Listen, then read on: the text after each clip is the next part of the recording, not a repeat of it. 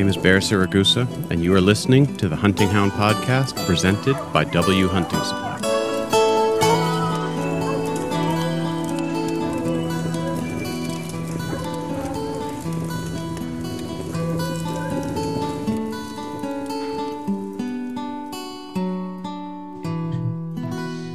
All right, we're sitting up in the mountains of Norway. I'm sitting here with a guest in my living room, actually, which is exciting. Kevin Murphy. Yes, sir. Appreciate you coming out. Hey, it's been a trip of a lifetime. That's good. I'm glad to hear that. We've had some fun, man. We just got back from Sweden at Eric Partilow's place. Unbelievable place. That place is ridiculous. Magnificent. Yeah. Just pictures and words cannot describe it. You have to be there. You have to be there. Really, truly see the beauty of the place it's located, the craftsmanship that he puts in everything that he builds, the dog handling ability that he has. Like I said, you just couldn't write an article, take a picture.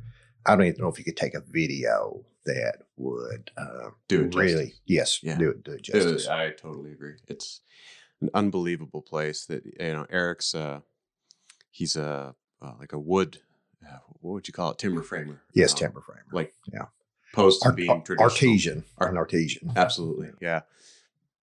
And boy, that cabin is a work of art. I don't think I saw a single screw in that entire cabin. I think everything was put together either by mortise and tenon or using those old those old rivets that he turned into nails. It was like all iron nails, things like that he used for some of the paneling and things like that. It was an amazing place, and his dogs are amazing. Oh yes, yeah, unbelievable experience. Yeah. To go there and visit. Didn't know what I was getting into. Yeah. You said we were going to go to Sweden and do some predator hunting. And you had just recently, that day when we were here in Norway, showed me a shooting house. And I just automatically made the assumption that's where we were going to probably be working from, a shooting house. Sure. Yeah. I like the little... that little place with the hole in the wall where you sit over a bait. That's a real popular way to hunt foxes over here in Norway. Is you'll put out a bait and then have a motion sensor that plings in this little, ice fishing shack type thing.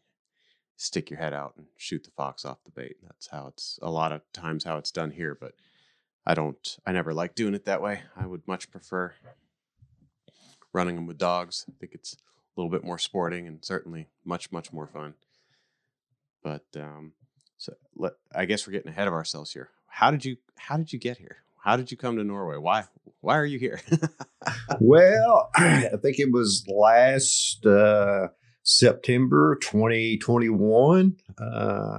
Some obscure fan on my Facebook page, some random dude, contacted me and said, "Hey, I would like to do a podcast with you sometime." And fortunate for him, I answered him within the next 2 or 3 days, which I don't troll Facebook as much as what I should. But I do check. I will check it and see who's contacted me. And if they have a question, I try to do my best to answer it, to help them out. Mm-hmm. But I sent you a message back and said that I would be interested in doing a podcast with you, but I have a few bad experiences doing things remotely. I much rather meet a person face to face in the beginning if I was going to do something, or build a relationship over a period of time. Sure. And we eventually had a phone call, and within the first 5-10 minutes or so, I could tell that you were a houndsman. You knew dogs, and it was an immediate. Yeah, we got on like a house on fire pretty much right away, talking about these hounds and dogs in general. It's it's one of those things that I can talk about all day, every day, and it never gets old somehow. I don't know how, but yeah, that was exciting. And I was looking through. We were trying to figure out when we first started talking this morning, and I was looking through that old message thread where we first got into contact with each other, and it wasn't more than, I think we'd been trading messages back and forth for 2-3 weeks, and then you were like, if I wanted to come over and do some small game hunting, is that possible? And I was like, I might know a guy who could set that up. Then that turned into, what can you hunt now? Or I says, I'm just getting over my knee replacement. And I said, I just got back from Drummond Island on a hare hunt. That's a small island, 150,000 acres, northern Michigan on Lake Huron, right on the Canadian border. And I come back from that, and I carried a little chair with me, hunted. We went into some low impact areas. I made it through. It was a little bit of struggle sometimes, but I made it. And I was looking forward to a hunting trip. Hadn't been outside the country for a while. And our small game hunt turned into, well, maybe potentially I could come at the end of the season and go on a lynx hunt. Yep, that was originally the thought. Yep, just to kind of where I could get to know bear on face-to-face basis, see how things were working, and then I could build and come back the following season for a true small game hunt with all types of obscure dog breeds that I had no idea even existed. Sure. And started my process to get my Norwegian hunting license, which for an outsider is much, much easier than a true Norwegian resident. So I sent in my hunter safety certificate. I sent in my concealed carry firearms permit, a copy of that. Also sent in a shooting match that I had been in. Happened to be a 1,000-yard match. I didn't think that hurt me any. That didn't hurt you at all, considering the shooting test here is 100 yards. Yeah. So I think that was it. Yeah, plus a little money, very reasonable. I think it was like $35-$45 maybe, and got a permit where I could hunt a lynx. And so that gave me a hunter's number and got into the Norwegian hunting system. And this year when I came back, all we had to do was punch my number in, pay my fee, and I'm back in good standing with the Norwegian government and their hunting process. Yep. Yeah, that whole process went really smoothly. It was I was surprised at how little bureaucracy slowed us down there. That went seamless. Smooth. Yeah, there was never a hitch. I did it online, paid the money. Next thing I know, probably 2 weeks or so, I had written confirmation and my number. Yep. No, it was that went really smooth. And then in the process of sort of putting this trip together in my head, when we'd sort of set a date and I knew you were coming, my first reaction was to call my buddy Eric, because I knew he had some good dogs. He had some good hounds. He had some good den dogs, earth dogs. And he lived in such a nice area and was just a cool dude himself. So, and now we're back here and we're going to go and talk to a guy who breeds the Dunker hounds, hopefully today. And seen some roe deer. Gotten to hunt over a beagle for deer, which is that's the irony is not lost on me here, that we're hunting deer over beagles. Yes, Bear took me out after I got here. We said let's go and do a short hunt here, and we'll take my young dog Mike, the beagle. And he says, you post up over here. We're going to make a big circle on the mountainside and hopefully run a deer towards you that most likely will come out at this little drain location or on up the mountain path 35 yards away or so. And so I'm standing out there. When I come to a place, it takes me a while to get a feel, to get ingrained. The longer that I'm at a location, I have found of the places I've been, Nicaragua, Costa Rica, South Africa, Mongolia, the stronger I get, the more at ease I feel. It takes me a warming up period to get really acclimated to the events that are happening, the action, the culture, all that. So the first day, it's like, okay, I'm standing out here. I chose not to bring a firearm over here.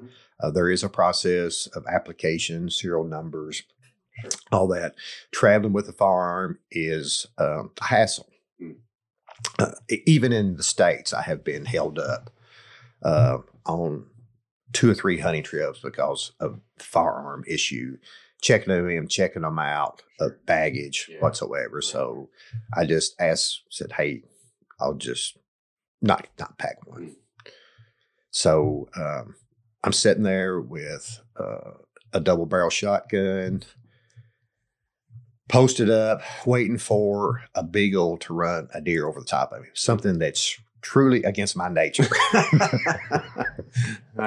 is to have a beagle push a deer in front of me where I could shoot it with a shotgun. Right.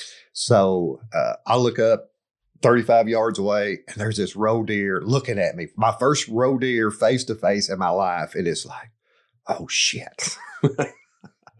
So I'm trying to get my brain in order, bring the gun up. The deer, instead of going keep on across the road, it decides to turn backwards, which I find very, after thinking about that, that was very unusual for that deer to turn around instead of just go on the thing. But it turned around and I missed the shot. And it was just like, it's still in my process. It probably means as much to my memory as missing the deer as if I would have got it. Yeah. There's certain misses in my lifetime that I've done. I still remember 2 sage grouse that I missed that were neck and neck flying, that it should have been a shot where I killed 2 after thinking about it. But after being up for like 36 hours from Kentucky to Wyoming and turning a bird dog loose with my Garmin with no battery life, but just a flicker left in it, was a bad decision on my part. And I paid for it with a miss of 2 sage grouse flying side to side. Right. Sage grouse has a season of about 8 days in Wyoming. Yeah. So, but it's very vivid. Yeah. No, it's that was a fun experience because I've been Mike's just a little guy. He's only 7 months old, and it was fun to see him. Been spending a lot of time out there with him. He's had some good roe deer races, but it's been real sort of inconsistent. Some days he's a hunting dog, and other days he's a puppy chasing butterflies and chewing on sticks and things like that. So it was a lot of fun to have. It was a luxury for me because normally I'm walking with him with a gun, and then there's very little chance that we're going to have a deer, circle back. As you say, I mean, if he's off in front of me somewhere, it's rare that deer is going to then turn around and go back towards the dog or back towards me.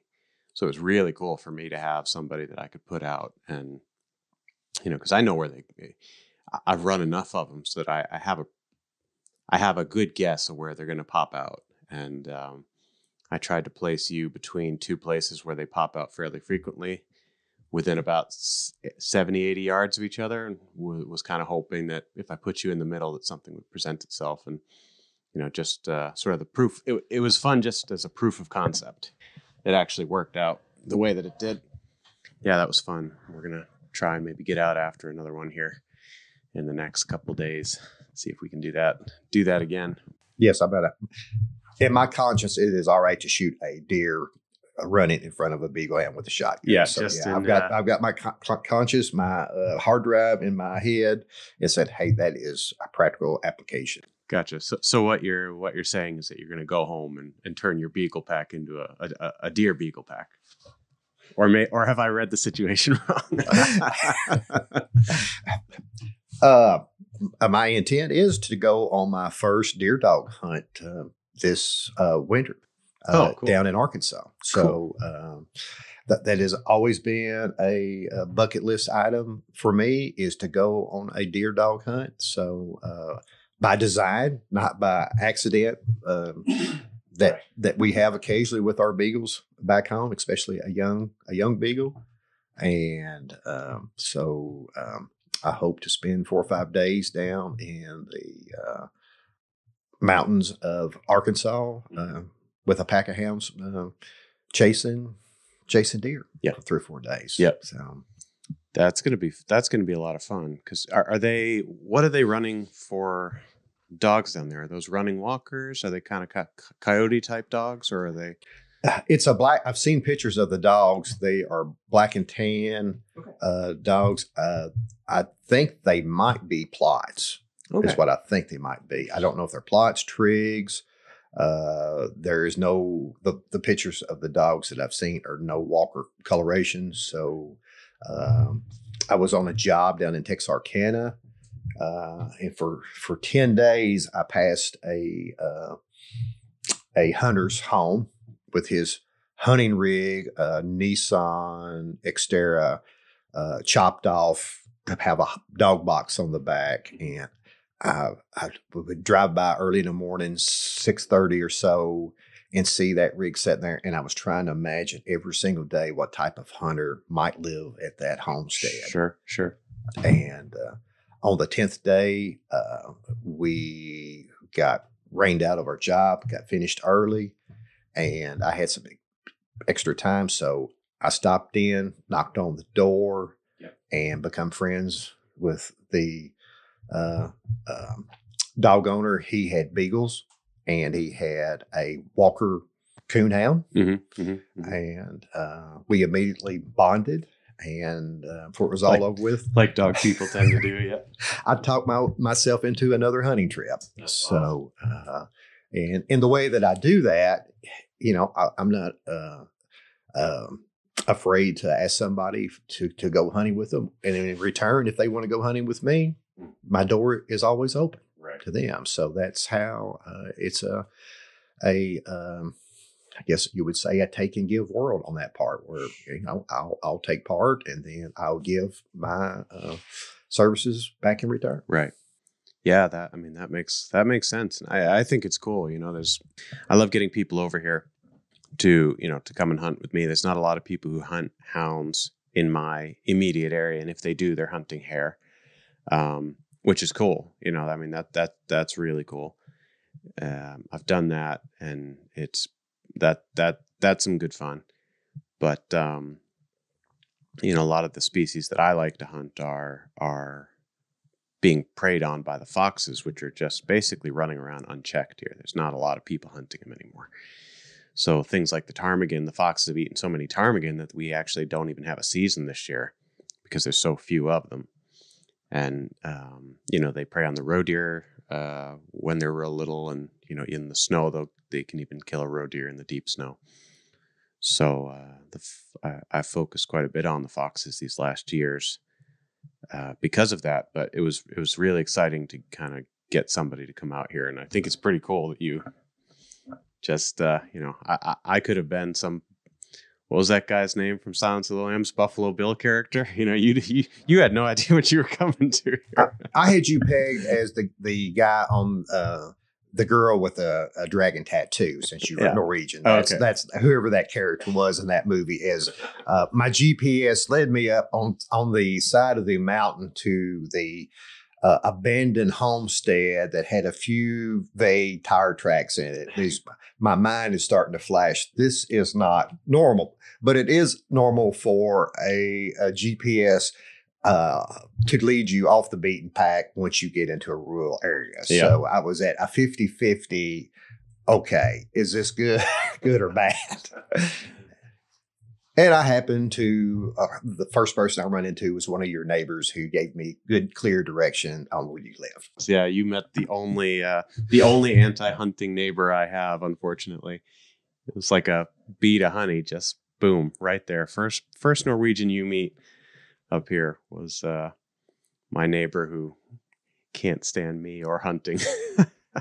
And informed me that Bear did not have a silencer. So I knew her hunting skill level that instead of being a suppressor, it was, she called it a silencer. Been watching way too many movies and documentaries on guns.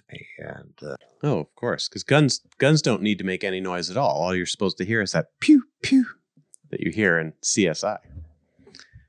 Right.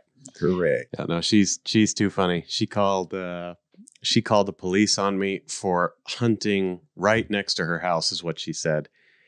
And the police rolled up while I was gutting a deer, and I was what would that be? 500 yards away from her house. Oh, I mean, at least probably 700 yards. I would away say from her house. yes, 700 yards. Way off in the woods. And you could, boy, the police were not, not happy when they showed up because they're like, is this where you shot this deer from?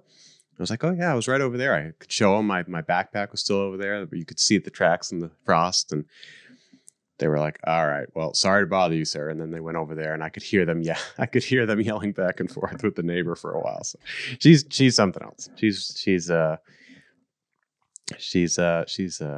some good horses, and they're, she runs those Icelandic horses. So she's got 2 or 3 of those guys. And yeah, no, she's funny.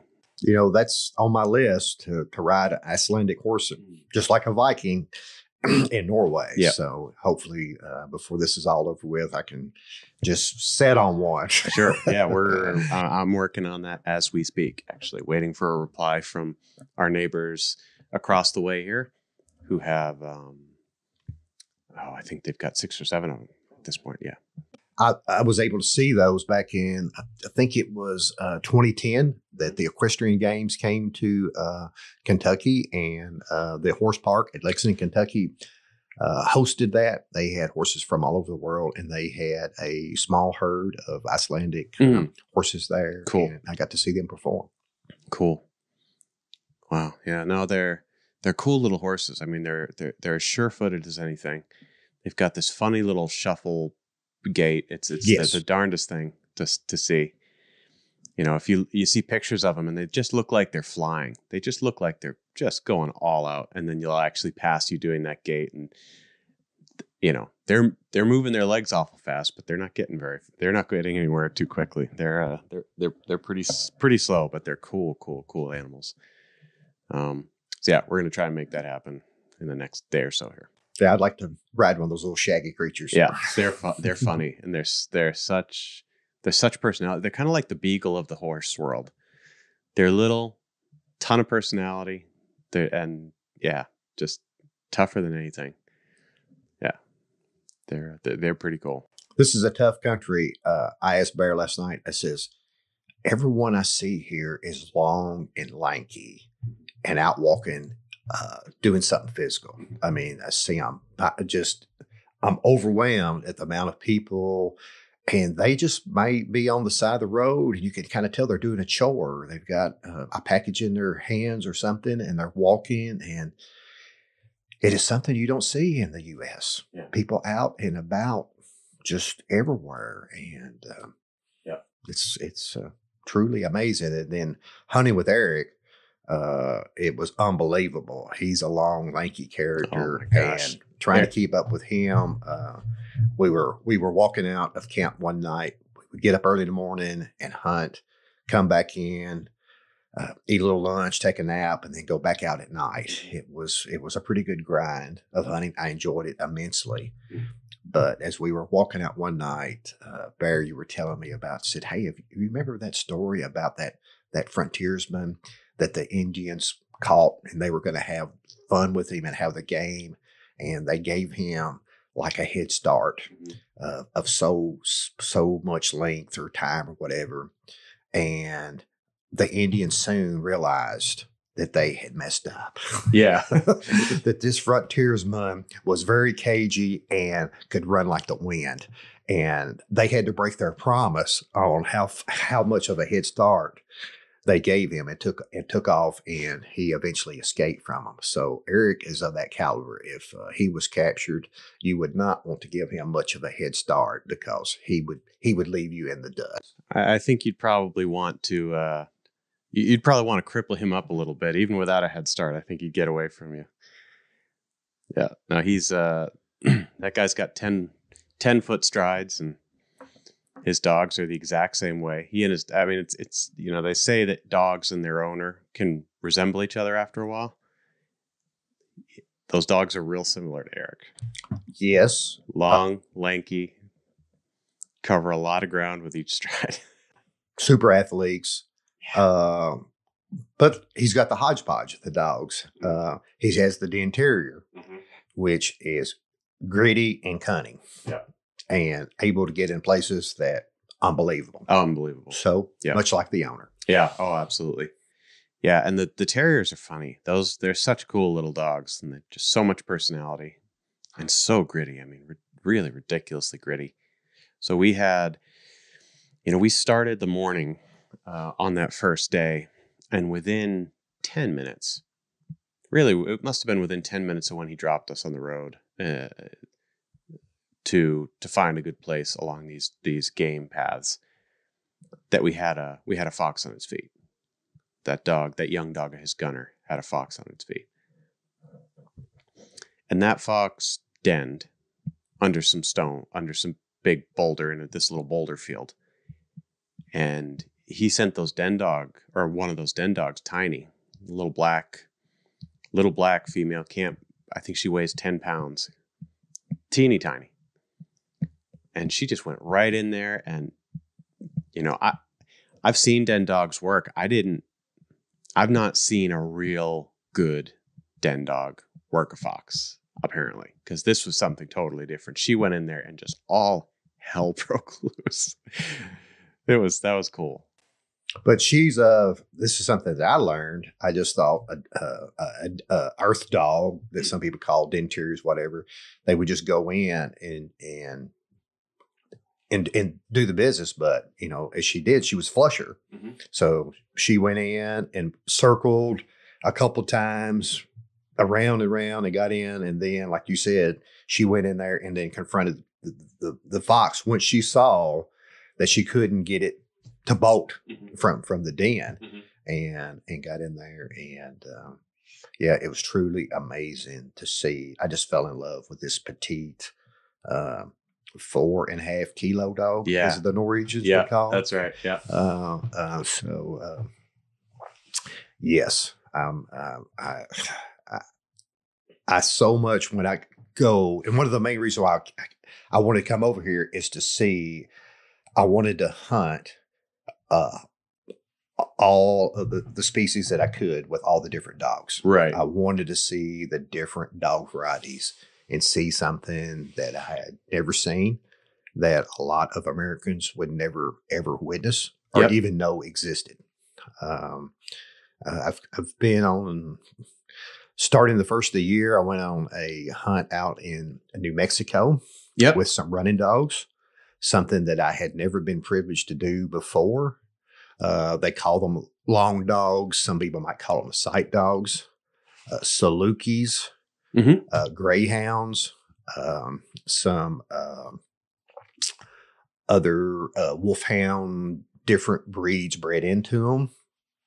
Never, ever will I look at a greyhound or a Saluki on a leash in town and not realize now that they are just one generation of being out in the open desert running a jackrabbit at 40 plus miles per hour. Unbelievable. Yes. Yeah. Yes. It is just something that was truly magnificent. Immediately got into my blood. If all things work out, For me, I'll be back out there sometime between now and March and spend a few days with my friends that I made on a first time uh, uh, meeting on Instagram or Messenger. Mm-hmm. As a young boy, Adrian Red, that contacted me and said, "Hey, I have the beagles." He saw the episode where I was hunting with out in New Mexico with my beagles, trying to see if I could get them to work. Oh, the meat eater episode. Yep. Yes, Yep. with Steve and his gang out there, and he invited me to come out and go hunting with him, and I took him up on the offer and met him, Seth Hall. Yeah, Seth's a cool guy.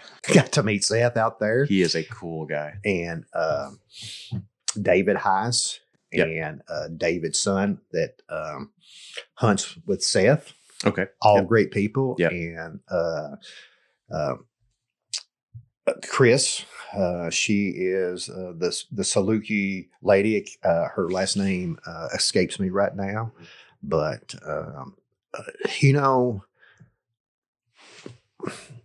dog people just instantly bond. Yeah. Oh, they do. Wherever I have been and hunted, not so much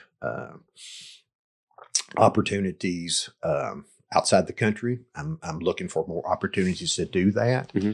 But anywhere in the U.S., Canada, I go, dog people just have this instant attraction, clan type attraction where we get it. We're all on the same bandwidth, and we see our dogs. We appreciate our dogs.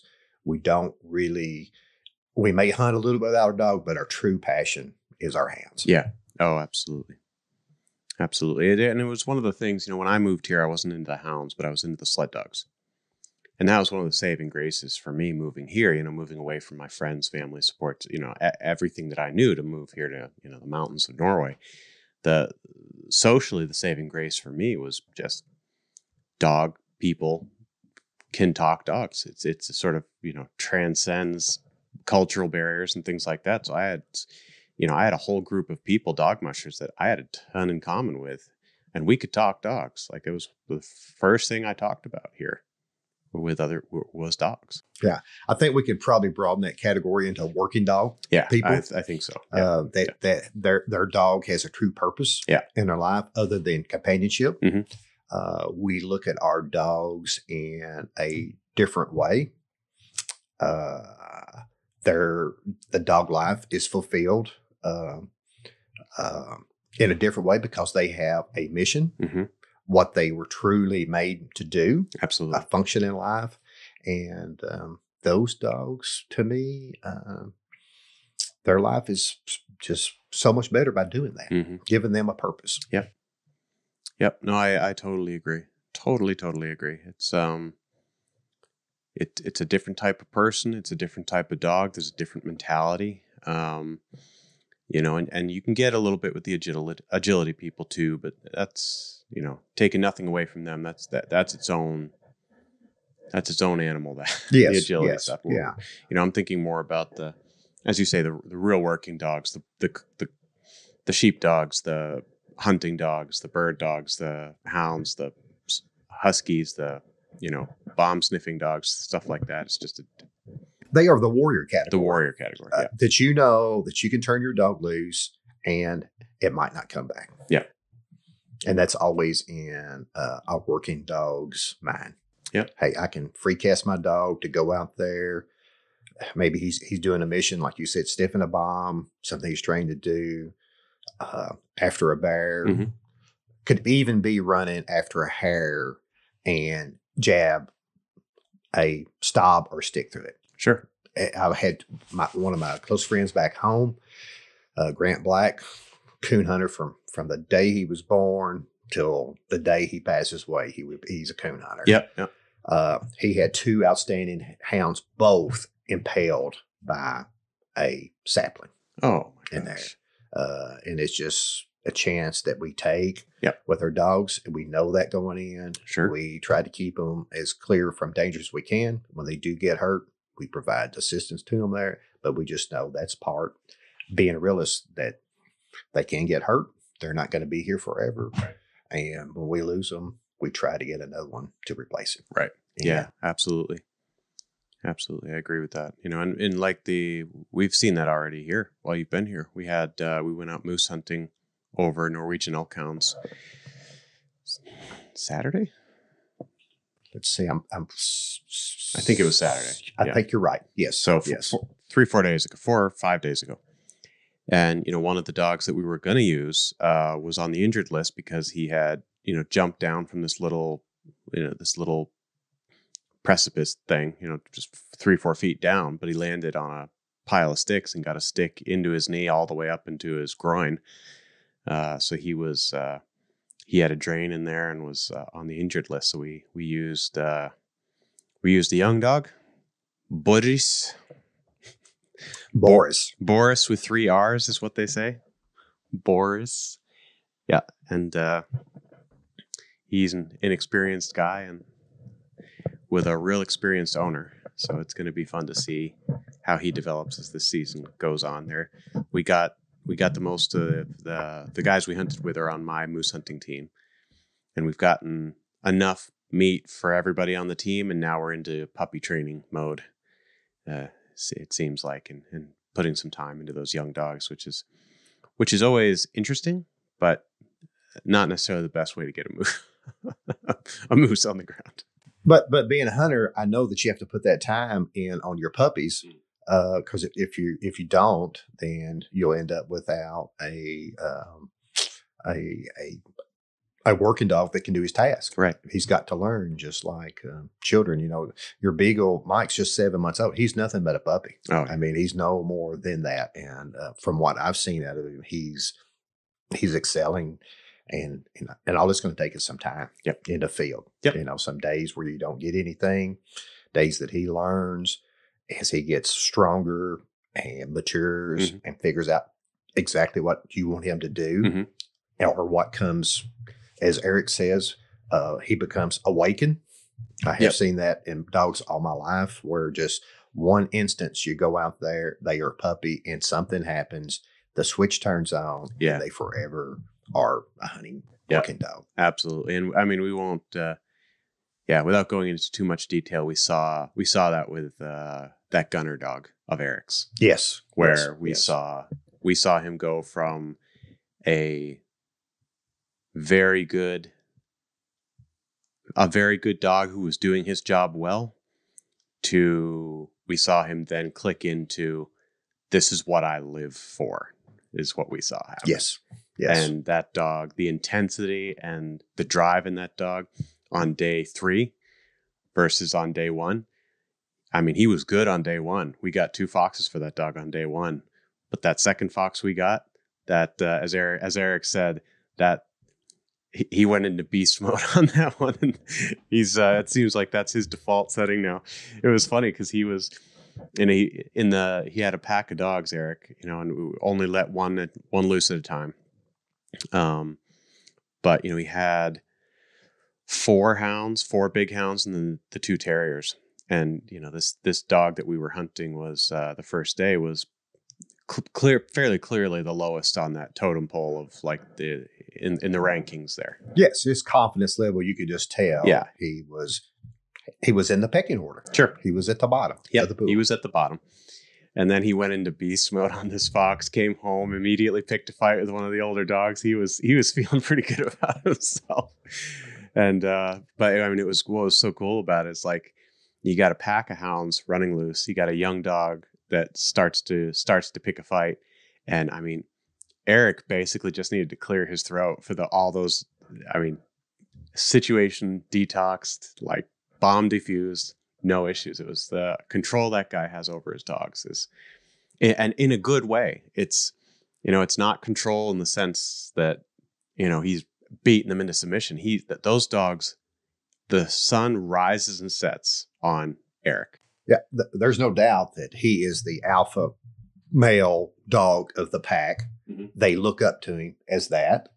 It could be anywhere from just the tone of his voice to just being presence or just looking eye contact with them there. Yeah. And it is truly, truly amazing the control that he has over those dogs and the love that you can tell in his heart that he has for his dog. Absolutely. And I mean, absolutely. And you could just see by how every dog just looked at him with these big adoring. I mean, he was God to those dogs. And those dogs, like relationship to me, seeing me for the first time, they just, they wanted affection from me. I mean, they are people dogs. They're these great big giant dogs that you wouldn't think would be like, the category of dogs that I see out there, there's two types of dogs. There's dogs that hunt for themselves, and there's dogs that hunt for their owners. Every one of those dogs hunt for their owners. Yep. There's no doubt. To different degrees, yes, some have a little bit more spunk than the others. But I have had dogs before that when you turn them loose, they're going to catch something for them. They are no fun to hunt with unless you are a young person or have a really good horse. Right. Because you're going to spend all your time going to those dogs, trying to control them. And it is no fun if you're 63 years old like me. I want a dog that hunts for me. Right. But beyond a shadow of a doubt, they all hunt for him. Yep. Yeah. No, but that's another thing that impressed me about that trip is, you talk about that you're getting a little older, you had a knee replacement, stuff like that. It felt like you were slowing down a little bit. I didn't see any sign of that. You were up at 5 o'clock in the morning and up until 1 o'clock in the morning every night hunting foxes, in and out, running all over the place. I mean, if this is Kevin Murphy slowed down, I wouldn't want to try to keep up with Kevin Murphy from 10 years ago. In my day, I have ground many people into the ground on purpose. I hate to say. I hate to say that. I cannot do that no more. I do my best to try to keep up. But yes, in my younger days, I would just see how much some people could take. Yeah. And I remember I was grouse hunting up in the UP. I think it was Ottawa National Forest, and there was an older grouse hunter there, Harold Banks. He's from up around Eastern Kentucky, raises some excellent bird dogs. And I probably, back then, I guess I was like 52. I think I had just retired. And we went out on a hunt and started that morning. 9 o'clock, probably didn't come in till like 5 that afternoon. Sure. Saw some excellent bird dog work. We probably got up 45, 50 grouse, the most I've ever seen in my lifetime right there. Wow. But that night in camp, Harold looked like death warmed over, but he made every single step. And there's no way I could do that, what he did. And he was probably about 63 at that time, just super tough. And that's another thing that I see about the houndsmen. They're tough. They're tough. They're tough. They follow their dogs, and they're as tough as their dogs. Yeah. I mean, it was that last fox we got went down into this big pile of boulders, and it was 10 o'clock at night probably. We'd been going hard for a couple of days, and Eric just starts tossing boulders like some mythical giant. Digs like a Viking on the side of a mountain. Right, on the side of a mountain, a Viking. He digs his way all the way down through this big pile of boulders. And in the end, he's like, here, grab my feet. And he just like dives down in there. And I've got a hold of his feet. His feet are sticking up in the air. He says, all right, pull. And I pull him, I start pulling him out. He comes out with his fox. Unbelievable. They're, houndsmen are tough, man. Yeah. It's just the ability to grind. And, part of it too, I think, is that I should put it this way. Not all houndsmen are tough, but the good ones are tough. Yes.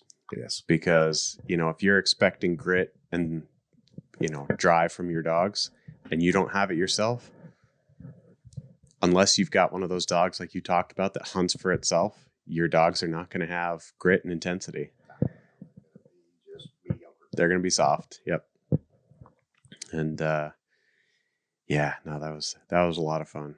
That was a lot of fun, man. That was like, I kept saying it to him. You're going to get me in trouble here because I'm having too much fun. This is going to negatively affect my marriage when I come home 2 weeks from now with a terrier puppy and a couple more hounds. This was an added bonus. I had really no idea. I just wrapped my head around Norway. This is what we're going to do. And then the last conversation or two that we had while I was still in the States, you said, well, we may pop over in Sweden and hunt with my friend over there and do some predator hunting and things. And I lit up. I did not show him. I did not ask any more questions whatsoever. I feel when I go on an adventure, there's a lot to adventure if I just don't know what's going on. I'm the type of guy that really wants to know what's going on all the time, but it's just better I go with the flow. Yeah. With what happens. And that was, as I told Bear, says, man, this is at the same level as my trip to South Africa. Right. I said, because I'm hunting with dogs. The only time I got to do any hunting with dogs in South Africa, my intentions was to go on a bird hunt down there with some dogs, but it didn't work out. One day I shot a wildebeest and crippled it. Later on, what we found had bullet failure. If you go to Africa, here's a pro tip that from the guides directly, do not bring soft bullets to Africa. Make sure you have something similar to a Swift A-frame or a Nosler type bullet that will hold up to the big boned animals of South Africa that have 100 times the adrenaline of a white-tailed deer. So I had made a shot. And that's literal. That's just not something you're saying. They have 100 times the adrenaline of white-tailed deer. Yes. That's amazing. Yeah. But I made a good shot on a wildebeest, knocked it down. The guide gave me a high five. Next thing we know, the wildebeest is up and going. To make a long story short, he called in a German short-haired pointer, a GSP tracking dog. After some time, we turned it loose. The tracking dog got the wildebeest up. I made a very quick shot on it even before the guide could get the safety shot off and brought the wildebeest down. And other than that, hunting fox over hounds, special hounds, specially bred to hunt fox and endure the environment of predators and the conditions of Sweden. Yeah. Just spectacular, majestic looking dogs. I still cannot get them out of my mind to see how those dogs, I've been around a lot of hounds in the States, but these compare to none of those hounds to any degree whatsoever. They're almost like mutants. It's like comparing Arnold Schwarzenegger in his prime to a normal human being. I mean, it's just like the physique on those dogs is ridiculous. Yes. Yeah. If you could take Arnold and cross it with a marathon runner. Right.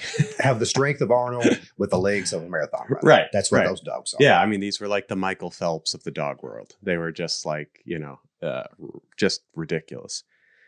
Yeah, such cool dogs. I've a couple of times have been real close to getting a dog from Eric, and at some point it's going to work out here with some pups. He has a special name for them, right? That he calls his dogs. His dogs, correct? Yeah. He calls them Hool hounds, and Hool is where he lives, and the hound. So he combined the Hool hounds, and then the kennel motto is Hool hounds are high yield. And I've witnessed that, for sure. They're high yield. So yeah, no, that was a lot of fun. That was a lot of fun. And we went up and talked to, before we left for Sweden, we went up and talked to the National Hunting Organization here, they have a lot of local clubs, and the local club that I'm affiliated with, they had an introduction hunt where they'll get new hunters who have never done a particular type of hunting and get them out and show them how to do it, do some instructional stuff. And they had an introduction hunt for small game for last weekend. So on Friday night, Kevin and I drove up to the mountains and ate dinner with them. And Kevin got to talk a little bit about small game hunting and his passion for that to them, which they appreciated a bunch. They're, typical Norwegians, kind of quiet. You got to eat that sour cream porridge, which I was real uncertain whether you're going to like or not. Yes, before I even put it in my mouth, Bear had talked me into, hey, this is not going to be to your taste. And I am a foodie. I have love, when I go hunting, I love and I want to eat where the locals eat, what the local food is. I don't care anything. Not that I won't go out to some fancy, well-known spot just to try it. But if I had the choice, I would rather just go to and eat what the local regular table fare is. Mm-hmm. And yes, that porridge, I couldn't imagine. I was trying to say, you told me, I think it was sour cream base. Is that Yep, correct? that's exactly. I mean, that's mainly what it is. It's sour cream cooked down. I put it in my mouth and tasted it. They had sugar and cinnamon there and butter. And somebody said, do you want to do that? And I am a sugar, cinnamon, butter junkie. I said, no, let me have this first taste portion on its own. Yep. And immediately when I took a bite of it, it was like this batter sauce, smooth and silky, like something I had never had in my mouth. But then it reminded me of something. And finally, like you said, it's like Alfredo sauce. Yeah. I said, yes, if it had some macaroni here right now, pasta of some type, and just a little bit of any type of cheese with flavor in it. Yeah, to cheddar, put in Parmesan, there. something like that. Yep. Anything, it would immediately bond it in there. Yep. So I ate the porridge, the flatbread. The flatbread that he tried to tell me. I said, man, all this is a Pringles without any salt on it. Yeah, it's what they used to do is they used to make like stacks of it. And it was literally like they'd stack it like firewood. They'd make these great big sheets of like potato batter, because potato was a high yield crop here, and they would bake them like on top of the stove, just like pour it on top of the stove and bake these, what they call flatbrød or flatbread. Like a cracker. Right. Like a cracker. Basically this, and they were huge sheets of them. They would make these like 4x4 sheets of cracker and stack them in the back of the house. And that's what they would, a lot of times that's what they would eat for bread. It would go with soups and things like that. So you got served the traditional Norwegian sour cream porridge with the traditional Norwegian potato flatbread Pringle with no salt, and then the spekepølse, which is like like a hard salami type, real similar to salami pepperoni, like a hard salami type sausage with I think what we had was red deer, moose, and reindeer. Different sausages. Yes, that's what served together with it, which is, that's as traditional a Norwegian meal as you can possibly have. And we had, was it lingberry jelly or that too. And that was not a new one for me, folks. One of my friends that has been to Czechoslovakia a couple of times for a Christmas present, Zach Hines, him and his wife Dawn sent me a care package right around Christmas time, and it had some lingberry jam from Czechoslovakia. Is that right? So I've got a small portion of that left at home in my refrigerator. Yeah, because that was the first thing that Eric did when we got there. Is he served us? He showed us how to make on a campfire. I cannot remember what he called it. The name escapes me. Escapes me as well. But it was like it was cubed bacon first that you cooked on a cast iron pan on this long stick. So you this little, sort of tea soup bowl size cast iron pan that on this with this great big long handle that you would stick over the fire. And we cooked up cube bacon in that first, and then just right on top of the cube bacon with all the all the fat and stuff, all the grease that you rendered out of it, he poured like flour based pancake batter. Potato based. Potato. Was it potato based? Yeah, Okay, yeah, potato. Potato based pancake batter, and once you flipped that, he put that brown cheese, that rendered down caramelized goat and cow milk cheese on top of that, and then liberally added that lingberry jam. And that cheese is like carnation condensed milk. It is, yeah. It's so sweet, yeah. And man, that was good. That was good. Yeah, that set the tone for our whole experience.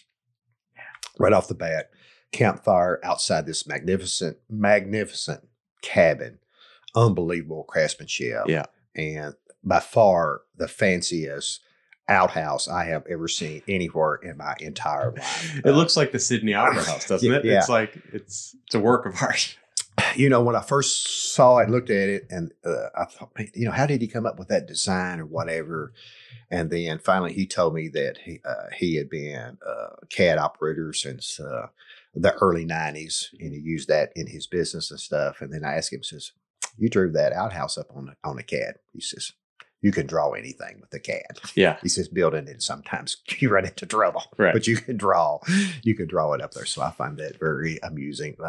Me being a guy that appreciates infrastructure that has to deal with human waste, a water wastewater operator. And one of the things that I like to do is look at infrastructure when I go to on my adventures. And one of the things I noticed here driving into Bear's house was these huge concrete tanks located randomly around these farmsteads. Yep.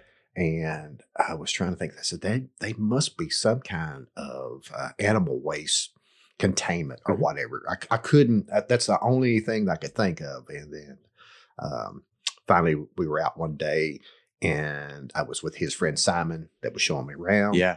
And we walked by one, and then Simon explained to me how they worked and how farmsteads were regulated here with the amount of animals they could have, and they would have to have so many tanks to accommodate them. Yep. for their herd on Yep. the farms. So they'll take all the manure and they'll put it into those tanks and then mix it with water and make like a slurry that they then spray out over the fields multiple times a year to fertilize the field. That's how they do the fertilization here is this manure slurry, which stinks to high heaven, but it works great. Yeah.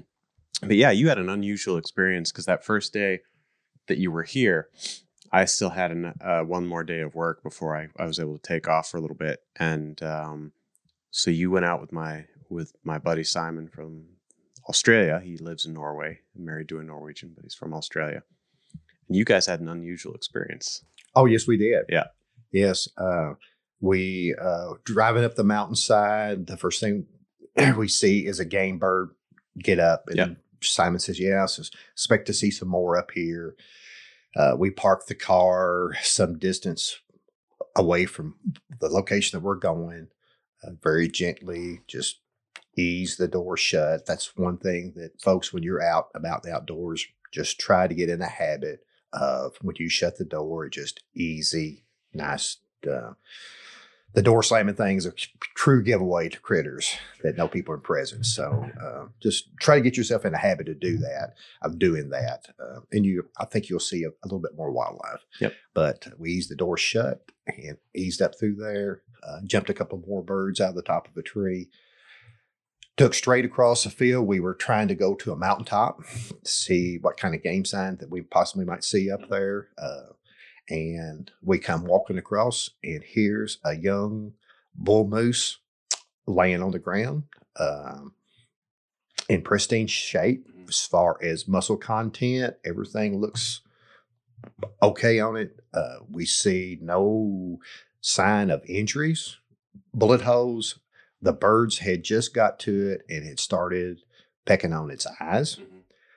We saw where it had been down and struggled for a while, but nothing out of the ordinary. Yep. It's just, I mean, everything is out of the ordinary, but due to its death, we could not do any forensic identification. Right, cause of death was a big question. Yeah. It was just appeared to be a healthy moose. Me not knowing sizes of moose or whatever, I think it was a 4-pointer. Yep, that's right. And so just a 2-year-old, probably. The closest I'd ever been to the moose, other than the night before that, I had some moose here at Bear's house. Yeah, that's right. So, in which I have eaten moose 4 or 5 times so far on a burger. Last night we had some what I thought was sausage and gravy with just the exactly right amount of seasoning, sage into it. And then Bear busts my bubble and says, "You're not a true foodie because there's no sage in that last night." I definitely didn't say that, but no, there was no sage in it. That's been a 10-year process of me like trial and error, because it's hard to get sage here. Trial and error, playing with different spice combinations to try and get something as close to that sort of, mom and pop diner breakfast sausage taste as I could get, and finally figured out a combination that I thought was getting pretty close, and I was tickled pink to see if I can fool Kevin Murphy, a biscuit enthusiast, biscuit and gravy enthusiast, then I must be doing something right. I was happy about that. And I truly believe if you are an outdoorsman, houndsman for sure, that you need to know how to make what we call in the South a cathead biscuit and a gravy to match, to go with it, because it is a staple back home. A working guy's type meal that will hold you all through to lunchtime. And it was truly, truly a treat to eat that last night. And I said something about sausage in there, and I could tell that Kaya, your wife there, she just kind of looked at me, and they're thinking, okay, should I tell them? right. And I instantly do something. Well, maybe they don't want your 2 sons, which are magnificent. I appreciate that. They're magnificent kids. I mean, they showed me their artwork, their handiwork, that they had built things, and talked to me about cars, working on cars. And I told him, I said, man, they get about 18, 21 years old, I'm going to need somebody to drive my ass around. I'm going to steal one of them boys and come and go on adventures with me. Yeah. But I truly enjoyed seeing them and what they were capable of doing. Cool. And I can tell that you spent a great amount of time with them, you and your wife, and that would pay dividends forever. I appreciate that. I really do. They're good boys, and I'm not a very prideful person, but I'll admit that I'm proud of those boys. They're good. They're good, and they should be proud of you. I appreciate. And they are. I appreciate. They are. Yeah, they are. They're sweethearts. They're good boys. They are good boys. And I don't know how your wife could put up with you and your dog, Mac. Other than she's a dog person herself. Yeah, she is. Oh, she's so good about it all. She's unbelievable. She's puts up with all my baloney, and but it's like I told her yesterday, last night after you'd gone down. I said, I really just wanted to let her know I appreciated that she's so good about me just dropping everything and going away for 5-6 days and hunting hounds and keep bringing new dogs into the house and stuff like that. And she's like, you know what? You're not an alcoholic. You don't cheat on me. You don't have a gambling problem. You don't wail on me or the kids. Occasionally you bring puppies into the house. If that's your worst quality, I'm okay. I'm okay. It's like, well, I suppose I didn't think of it that way. Yeah. That's But great. That is great that y'all have a. yeah, she's a good she's a good egg. I'm lucky. I got lucky there. Yes, you did. Yes, I did. And a good cook with cat head biscuits and Yep. moose sausage gravy. Yeah, she that was something she wanted to be good at, and when I finally figured out that recipe for the sausage, she's just not looked back for a second. It's been it's just gone. Yeah, makes that not infrequently. At least a couple times a month we'll have biscuits and gravy, and it's one of my all-time favorite meals. Absolutely one of my all-time favorite meals. But yeah, to get back to the moose thing. So when I got home from work, you guys told me about that. So I called the local game warden because that moose died on my hunting in my hunting terrain. And which was, fine, but I just wanted to let him know that there was a moose down and that it wasn't us that had done anything. Like, we didn't know what was going on. So he asked if we could come up and show him where it was. So Kevin and I drove back up there, and Kevin showed us where it was. And he called in some forensic guys, some like wildlife forensic investigators, which I thought was, I didn't even know Norway had. And they opened it up and found a bunch of hemorrhaging on the one side and a bunch of broken ribs and some ruptured things on the inside, but on the outside, no immediate cause of death. So they started to call around to the local communities and went farther and farther out. And about 10 miles from where that moose finally died, they found out that, was it 2 days earlier? I think he said so. 2 days earlier, somebody had hit a 4-point bull moose with their truck. And it had jumped up and run off seemingly uninjured, according to the guy who hit it.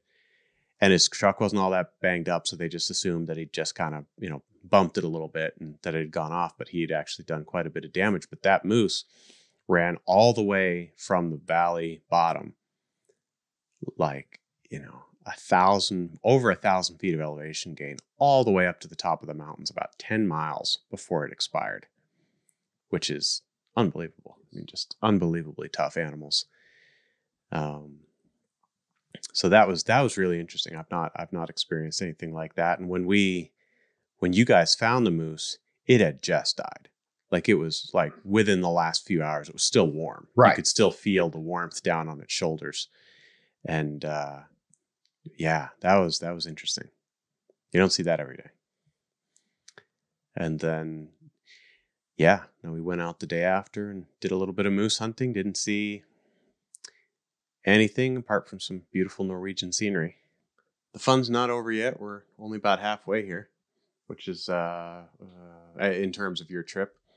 So we're going to try and get out after some hare, see if we can't find a capercaillie or two, and some spruce grouse, and give another shot at some roe deer and maybe a moose again. We'll see.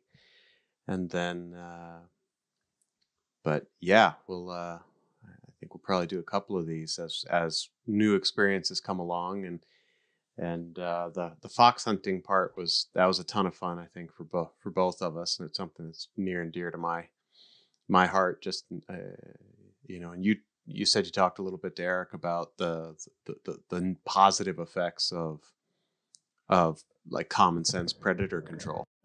Yes, that's one thing that I asked him. Says what? Because I could tell that this was Eric's stomping grounds. Yeah. He knew every nook and cranny. He did. I think he told me he had landmarked somewhere around 200 to 300 den sites. Yep, that's right. Over there. Yep. And when he told me that, I knew immediately two things.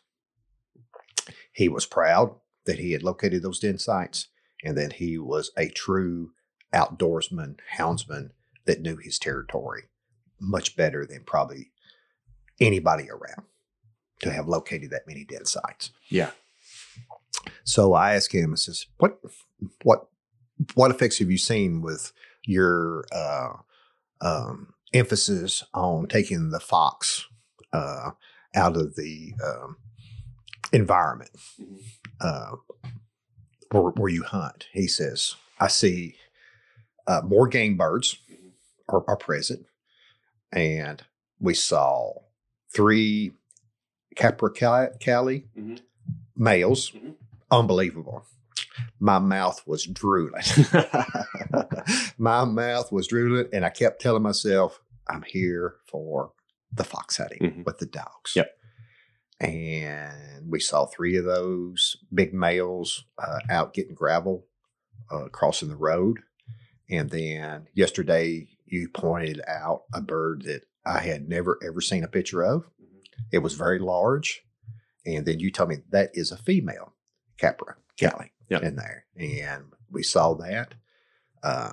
Saw some the Swedish woodcock. Mhm. I don't know the name for it, but Eric was telling me Yep.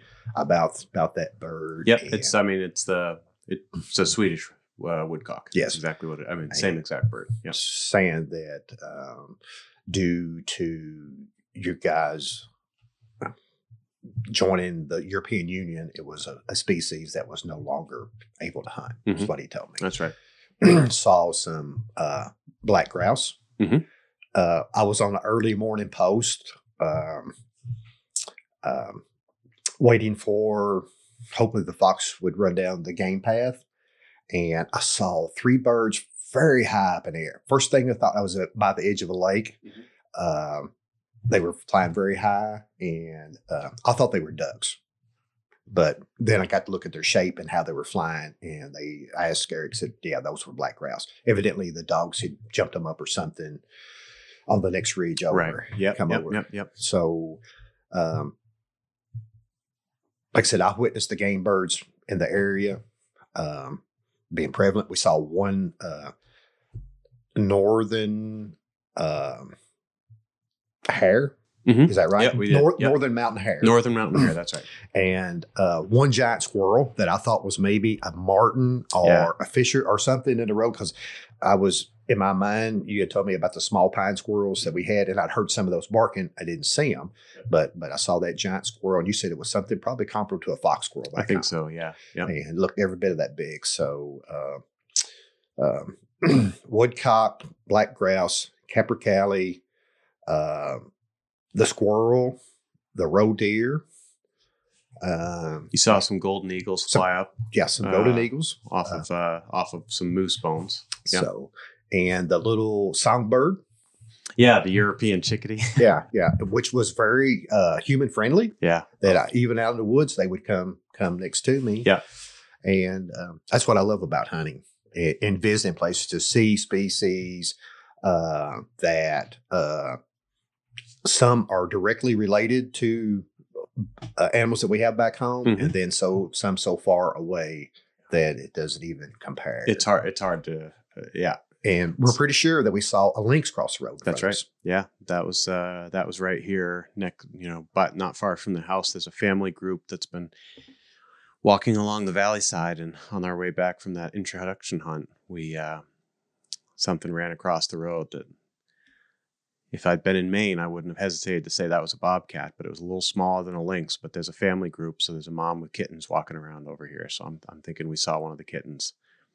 Yes, I agree with you. Yeah, go running across the road, that was most likely a small lynx. Yeah, which we've got them on the on a camera the day afterwards, within a mile of there. So I'm sure that's what it was. But yeah, really, really. That was exciting. I know people who've lived here their whole lives that have never seen one. The ravens we see, and the magpies. Yep, magpies, bunches of those. So that, but like I said, I'm well aware. That's what makes me tick, is to see all these animals that I can't even hunt. Yeah, to see those, and be able to identify them, to know their habitat, their sound, whatever, and their presence in the outdoors. Yeah. Oh, it doesn't get any better. It really doesn't get any better. And we're only halfway. So we'll, I think maybe we'll do a couple more of these, talk about our adventures as we have them. And, but I appreciate you. I appreciate you being here. I think it's cool you took the chance to come out and smash around in the forests of Norway and Sweden. And I think, there's more fun to be had. So let's take off the podcast stuff and go and see what we can find for fun. Yes. All right. I would bet on you anytime, Bear. I appreciate that, Kevin. All right, my friend. We'll do another update here in a few days. Looking forward to it. All right.